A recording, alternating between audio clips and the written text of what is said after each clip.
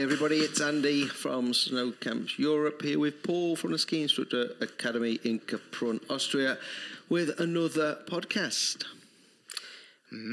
What we're talking about, Paul? Actually, before we start, all right. Have you called Tom Gelly? Have I told? No, I didn't. Sorry, Tom. It got really busy at the end of the season, and I will get round to it when it quietens off in April 2024. Yeah, that's what I was thinking. But yes, I will. Because actually, it brings me on to a comment that was made, but I'll do that in a later podcast. I just remember in the last one you said you were going to call him, and I was thinking you probably haven't. And I'm sure he watches all of these from start to end, although he never comments, does he? I hope he's pressing like and share then. Yes, of course he is. I thought, sometimes on the odd occasion when I get a chance to see some of the things popping up on social media, one of the big things is I see a lot is cutting poles, ski poles down. So it's nothing new, but it sometimes to me, maybe it hits me as some people trying to tell us something that we've done for years and years and years and years and years. But it all seems to be like somebody's telling people this, like so that it's a new thing. And I'll come on to that when I talk about coaching. But the cut the poles thing down it's very relevant and important to certain styles of skiing, especially. And I do believe that 90% of skiers tend to have their ski poles too long because almost like they've got a system in shops, bend your arm to 90 degrees and that's how it's going to be. And all the kids just follow the same thing that are working in the shop and they tell them people to do that. And it ends up being a situation where I would say anywhere between 3 and up to even 10 centimeters, people have their poles too long. Yep. And it possibly is from the old school style skiing, the flamboyant style unweighting of the skis that we had. Now, this is the issue where, making a one-stop sweeping statement of, just cut your poles down and you're going to be a better skier, you're going to get lower, you're going to get this, is not always the case because some people, you cut their poles down and they'll just hunch. Yeah. They'll just sort of crunch up into a really, it's not really a dynamic crouched position as opposed to just a fetal position, it's more like a hinging of everything. Yes, just sinking, Yeah. So cutting the poles and why, Andy? Why has this come about? As we say, it hasn't just come about, but why do people do this? I think a lot of the people that we see on Instagram who have very short poles are the guys who are doing this very down and weighted, rounded carved turn and getting their hip to the ground. Because if they got their hip to the ground and they had a full length pole, let's say, the pole plant's going to be up here because they're almost lying on the ground. So they've reduced their poles down. Now, whether they've cut them or they've just gone for like a 1 meter pole rather than a 115 or 125 or even shorter, is purely because that pole movement. You meant 1 meter? How short are they going nowadays? Because mine are at 115, I think. Well, yeah, mine are 115, but I'm taller than you. I could buy a foot. I'm not sure you are. Probably not. I just like to think I am. I'm 6 foot. And then, mine are 115, but I think I could potentially drop 5 off if I wanted to. If I was going to do a much more hip to the ground kind of turn, but I'm not because I'm old. But I'll ask him. I'll ask Riley. But I would expect Riley is skiing with a 1 meter pole, maybe even less, maybe 90, 95. Yeah. Because I'll post up I was doing some dynamic skiing the other day, hip to the ground style skiing, and at your age, at my age with my knee, wow. And I actually had the Van Deer ski, the Marcel Hirscher ski, so I was out testing it, different lengths, and interestingly, because I think one day Julian had forgotten his pole, so I'd given mine, and I had my extendable ones or whatever, which are a bit flimsy, but I think they might have been at about 118 actually, and it pops you, between that type of turn, because if I make that hip to the ground, as you said, and then you come up, and you often do need quite a strong pole plant, almost like a blocking pole plant because of the deflection. I found like I was getting popped up with my whole upper body on between some of the turns because I was failing to control it, and I was getting popped. definitely popped up.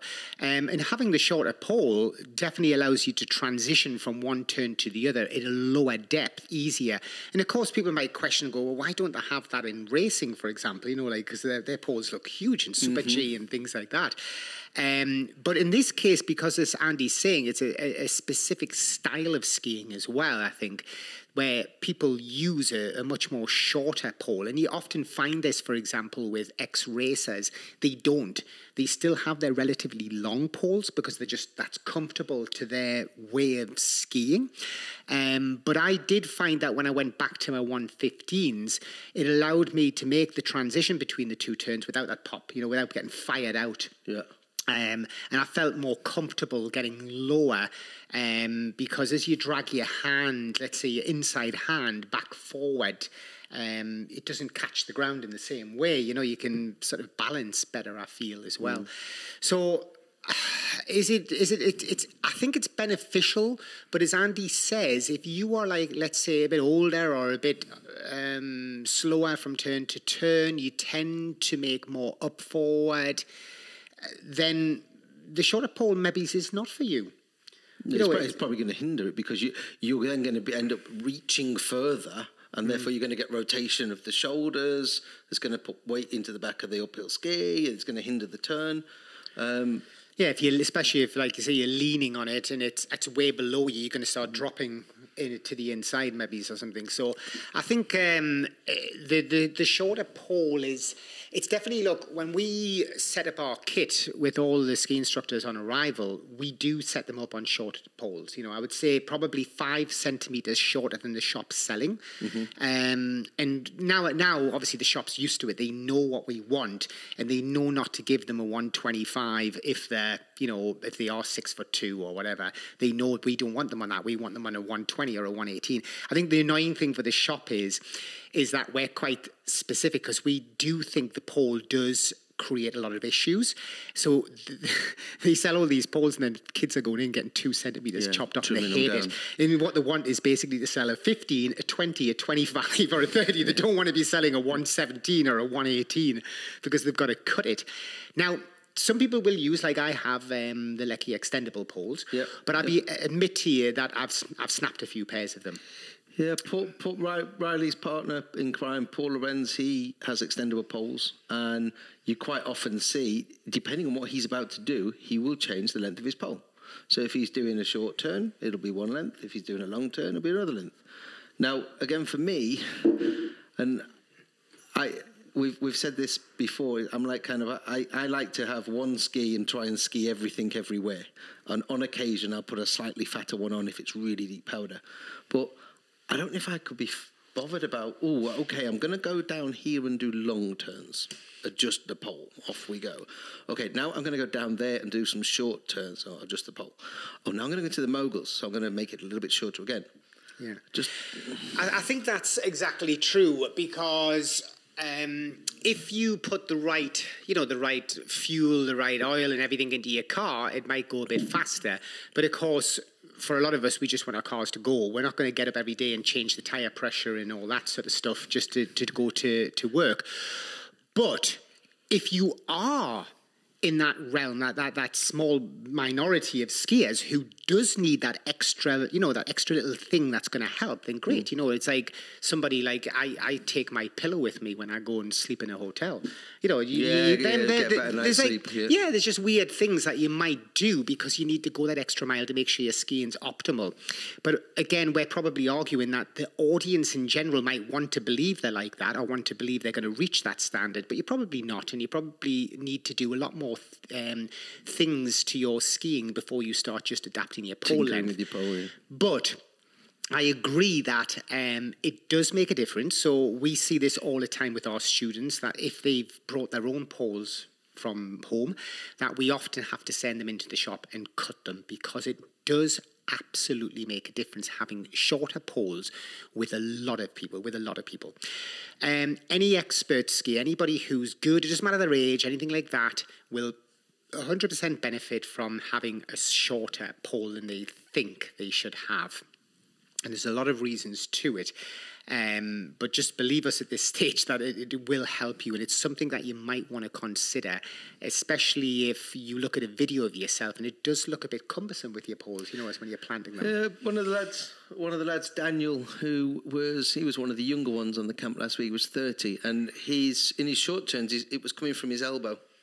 And it was because they were too long. He had to literally lift them up to get them into plant. Yeah. Was sent him back to the shop, got some higher poles, 5 centimetres shorter, and hey presto, his pole plant in his short term timing and everything changed dramatically. We've got a day 1, day 3, day 5 comparison of his skiing, and you can see the pole plant change between day 1 and day 3, just by shortening it. Yeah, I think video is obviously going to be a great thing to work out if your poles are upsetting you or actually helping you. Of course, one of the big problems is we're talking about cutting poles down. I mean, this is the realm of the expert again. Most people can't pole plant. They don't actually know the timing of it. They don't really know why they're pole planting. It's difficult. And if you ever come on a ski instructor course, obviously it's one of the questions that always comes up in a ski instructor exam. Name so many reasons as to why we pole plant. Which is always interesting, because when you look at how important those reasons are for a pole plant, and one of them, the most important reasons to me, is that third point of contact, that stability that it provides, especially for people with lack of core awareness, etc. But it creates a great balanced stability in your core as you're connecting between turns. And I was actually going to say something about why that's so important, but I can't actually remember now why. I actually asked myself a question. I forgot what it was. But that important issue of the pole plant, it obviously needs you to be educated. It needs you to know when to use it, what's the timing, and how to use it. And it's so important that you get a lesson on pole planting. And if a ski instructor spends a 2-hour lesson that you've paid for talking about pole plant, it's not wasted time. Don't think he's wasted your time, because actually he's really, really helped you. Because getting that pole plant and getting it correct is great, which that was the answer to the question I was asking myself. Okay. Why do ski instructors then do exercises without poles? Because it's almost like that pole is such an integral part of skiing that to me would be more waste of time than having a lesson about pole plant and taking the poles off somebody. And I know, look, I get it. Skiing without poles, I did it one season. I remember doing it for 4 weeks solid at the start of the season. And it did massively help at that level when I was still working through my skiing more. And I can get the understanding of, look, yeah, you're definitely going to be to tune in differently. You've removed that third point of contact. You've removed that balance aid, that timing, etc. So it can be helpful. But generally for a recreational skier, I would say keep your poles with you. Learn how to pole plant properly and shorten the pole. And you don't have to, chop up your brand new poles. You can try them out first. Shop or something. Try a shorter pole. Just go 5 centimetres shorter. See what happens. Yeah, just one little thing linking back to one of the videos we did a while back about good and bad exercises. And one of the things that you had a big gripe about was some of the trainers taking the poles off people in bad weather, bad conditions, low light, thick snow, and then doing this clapping short-term thing. Oh, yeah, the clappy one. I love that one. Literally, we spoke about that on the podcast, and we put it out on the Saturday, and then I think it was on the Monday, I was on the MySkogel, and I had to pull my phone out very quickly to make a video to send to you, because what was happening, but one of those trainers was doing exactly what we'd said we absolutely hated, and the only person that could do it was the trainer. Yeah. All of the other guys were in the back, falling over, arms flapping around. Brilliant. Yeah, and you have to always look at it and think, well, what's the relevance of that? Because don't get me wrong, you could argue and go, well, yeah, of course they are. They've got to practice this. But they don't practice it. That's the problem. They do it on 1 run or 2 runs, and then they don't get to practice it for the 5 weeks. They probably have to practice it to master it. Yeah. But secondly, what are they mastering? I'm still confused. What is it that's mastering when they can't actually even put a crude attempt at it? Because let's face it, if they were making a crude attempt, you'd go, okay, they're in the very early practice phase of this, so give them some time. But yes, as Andy says, 99% of the time, people are just... Couldn't do it. just not doing Makes anything. the trainer look the nuts, though, doesn't it? Possibly. If that's what you need to do. So that was cutting. We're going to tackle another subject, but I think we'll leave it for the next one. Yeah, we'll do a separate one. We'll do a separate one because that pole thing. What do you reckon about poles? Is it something that you even think about? Do you use your poles? And do you use your pole straps or do you not use your pole straps? And that's a big one, that one. Yeah. Especially with the new Lecky sort of poles, and people often have the clippy-on ones and stuff like that.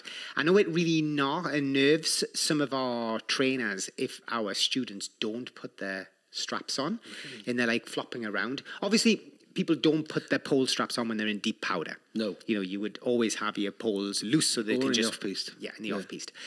But on the piste, a lot of ski instructors will look at it and think it looks messy, for example. Oh, if the strap is flapping around, then you look like a tourist. But I would be reluctant just to remove the strap. Yeah, just cut it off. Yeah. Yeah, I normally just say just cut the strap off. So that would be the answer to that. But do you use your strap or do you not use your strap? Let us know, because we never used to on dry slope because we'd break our thumbs. Yeah, break your thumbs, yeah. Did that 3 times. Bye for now. Juicy.